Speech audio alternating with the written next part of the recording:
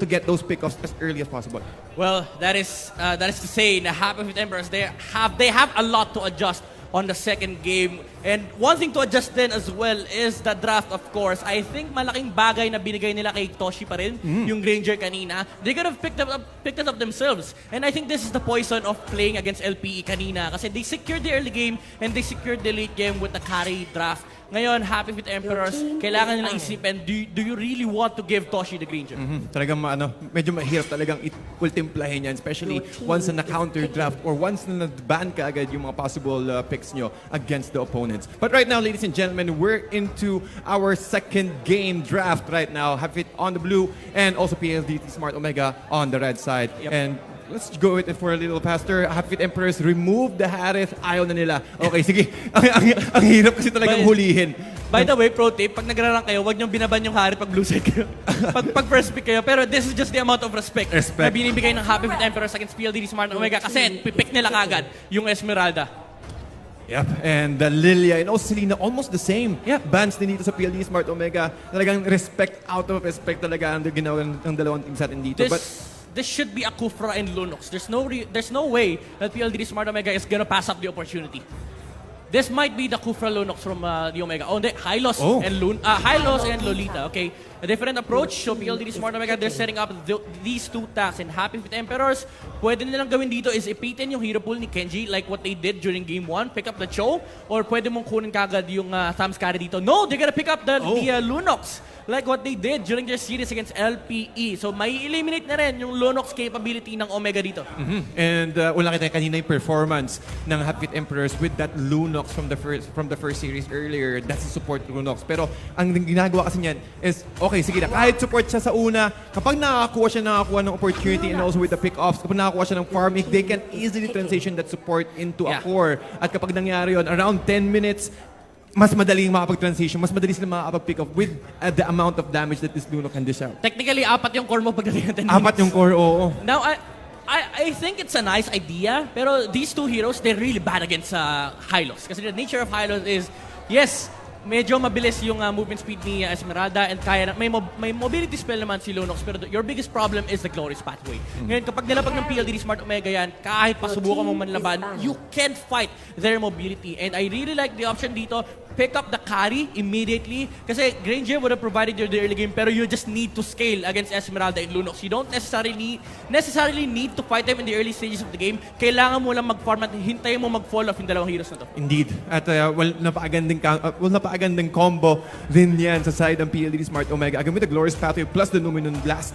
And also with the Numenon Energy Core that they can provide para dun kay Kari, ang hirap. Pero also, you need to keep in mind na yung mga shields na kayang ibigay ni Lolita is also capable na pwedeng isoak na gamit ang Frostmoon Shield ni Esmeralda dito. So again, it's a topsy-turvy game right now. But again, mag-iiba yan once we are able to see the 4th and the 5th picks ng dalawang teams natin. Yep. Happy Feet Emperors, I would really like to commend the preparation beforehand. They knew that Pldt Smart Omega, every single time, if they're playing against a Lunox, it's always a tank plus Kagura. It's the old counter against the Lunox. Now, wala na yun. So Pldt Smart Omega, they need to look for other options. Wala na rin yung Lilia. I think the only one left is the Gord here for Cartesi. Posible.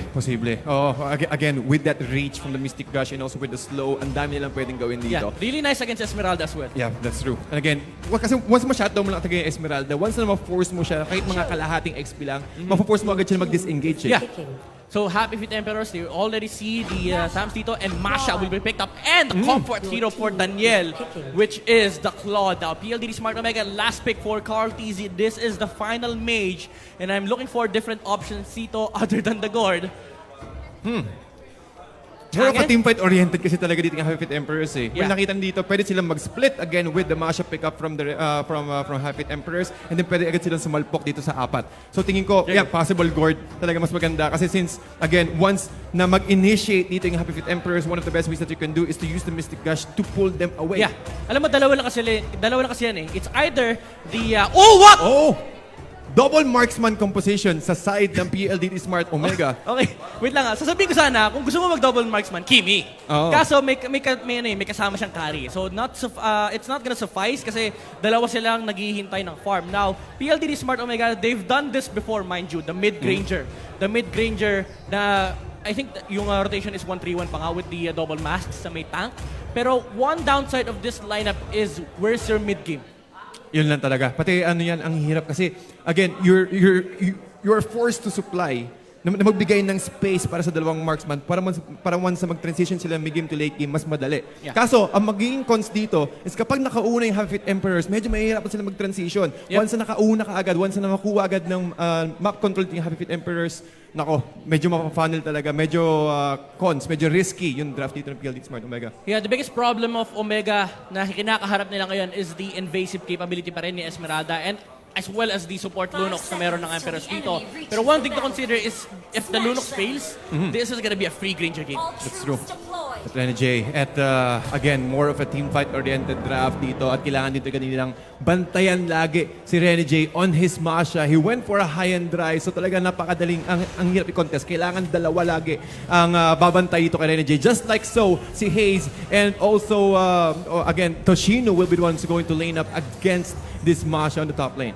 Yep, KAYUMANGGI will be the one using the Granger here in the middle lane and Toshi on the carry now. PLD Smart Omega, medyo delayed yung pag-clear nila ng wave dito sa may middle lane. That's why Happy Fit Emperors, they're already setting up for the invade here. Pero ayan na nga, alam nila na mag-i-invade talaga si Lunox dito. That's why they place 4 heroes to take down. Doggy and Vern is left alone. Ngayon, tsaka lang kukunin ng Omega yung buff dito for KAYUMANGGI. Nice heads-up play from the Omega squad. Ang ganda rin ng pagkakaabang dito ng PLD Smart Omega. Talagang binabad lang nila sa loob ng Ring of Punishment si Lunox. And again, ladies and gentlemen, that Ring of Punishment is stackable. Bukod sa movement speed, attack speed. So tagang once na nakapitan ka ng Ring of Punishment, ang hirap ng umalis. You will be forced to use your flicker or all of your mobility skills. Yep, again, sobrang laking bait nun. Happy Fit Emperors, they wanted to delay the taking off buff ni Granger dito. Unfortunately, the biggest problem is still the high-loss. Yung mobility mo on the side of Emperors, it's not the best. Yes, you have the Esmeralda and you have the Claude, pero hindi naman sila yung kumukontes ng buff ng Omega.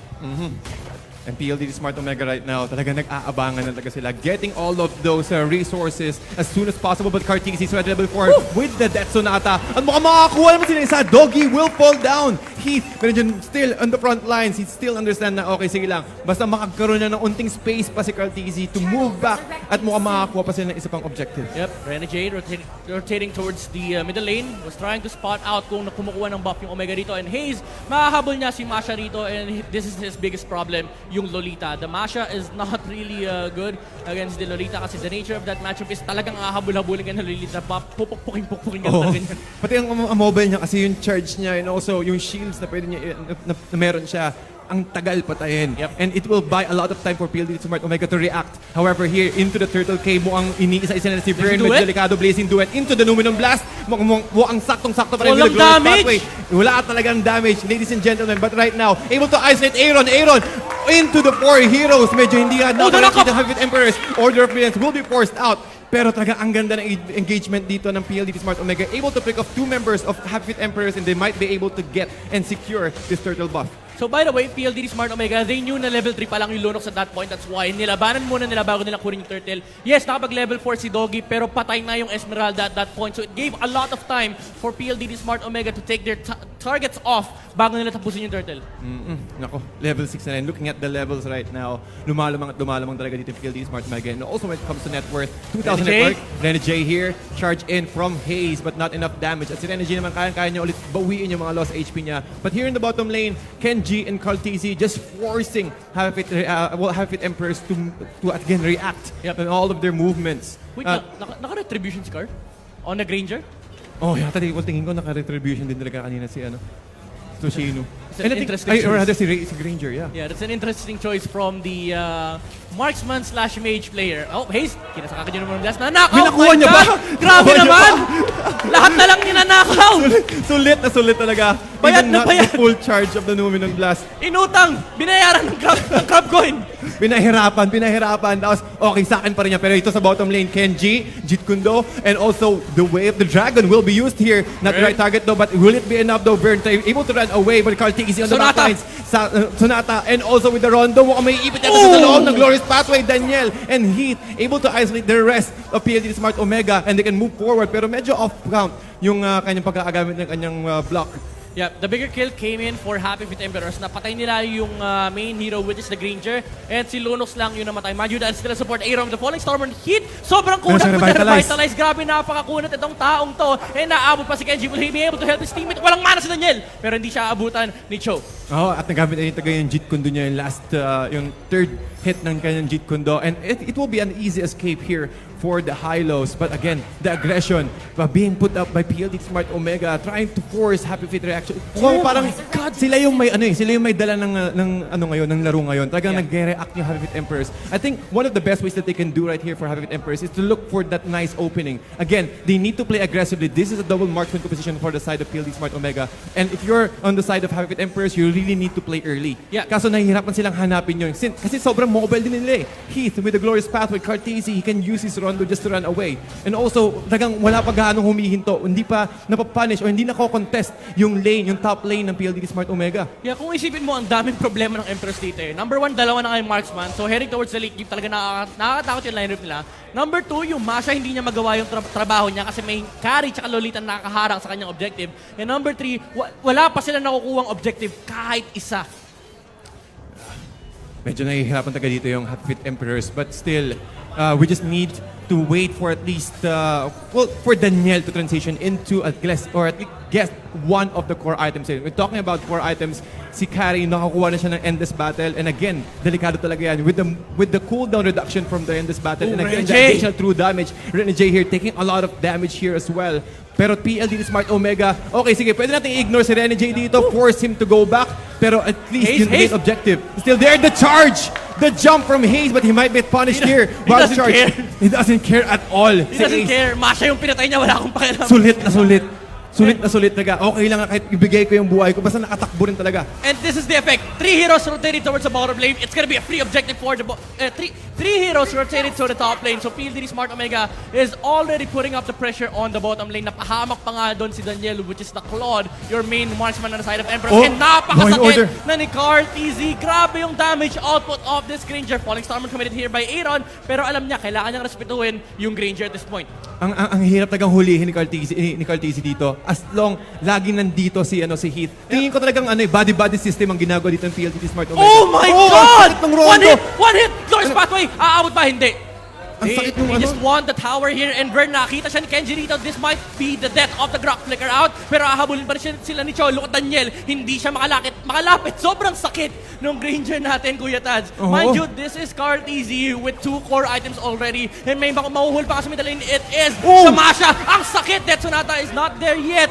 Pero the Rhapsody is not enough to take him down. Gabalahibo na lang yung HP ni Renjay dito. Grabe naman yung kabalahibo. Gabalahibo. May unting-unti na lang talaga eh. Pero kung tutuusin, kung meron pang isa pang follow-up or kung sakaling mag-overcommit yung PLDT Smart Omega. But you've seen the discipline of PLDT Smart Omega dito. Okay lang, sige. Basta makakuha tayo ng magandang positioning and we are able to secure one more objective, which they did.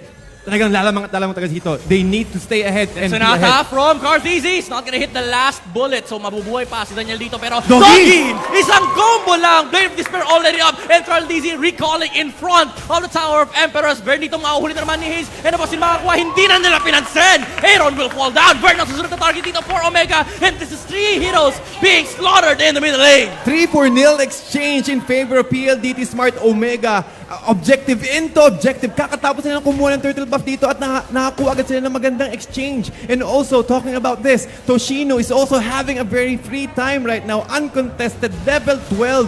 At habang yung PLD Smart Omega, 4 lang talaga member na kailangan nila dito. And as you can see, the way that they can burst out this tier 2 turret, wala ng outer turrets yung Happy Feet Emperors. At kakakuha niya ng BOD at mukhang kakaroon naman ng isa pang magandang transition dito. Tanda mo, isang combo ka lang. Pag tumama lahat, patay ka dyan. Hindi na nakapaglaro ng MLC Doggy, Kuya Tads. Isang combo lang siya. Nung Granger natin, Kenji in the middle lane, nanggugulo lang dito. Pero the real objective is on the bottom lane. Look at where Haze is! Nasa loob siya ng base ng Emperors and then Jay, naubos ang buhok, mga kaibigan. Kinalbo siya ni Toshi. Daniel with the blazing do it. Not enough damage. Kulang talaga. Kenji with the Rubinon Blast ito po! It's a Rubinon Blast! Double kill for the Kari. Unstoppable is the Granger and mauubos ang Emperors. Pero the HF Emperors, can you really do anything? Nothing! PLDT Smart Omega, they clean up house! Wow, that double marksman composition sa side ng PLDT Smart Omega. Talagang, okay, sige.